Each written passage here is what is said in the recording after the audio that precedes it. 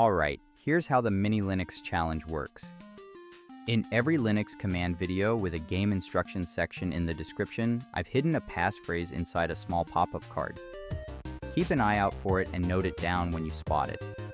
Make sure to watch the full video, because the explanations are essential for understanding how to use the command properly.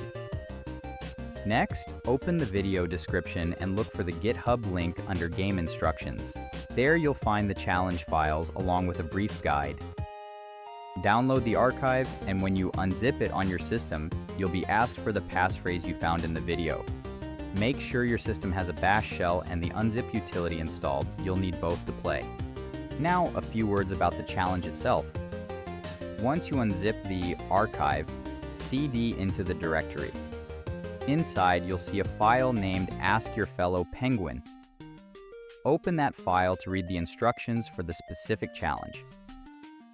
After completing the missions, run the script Reveal the Secret Phrase.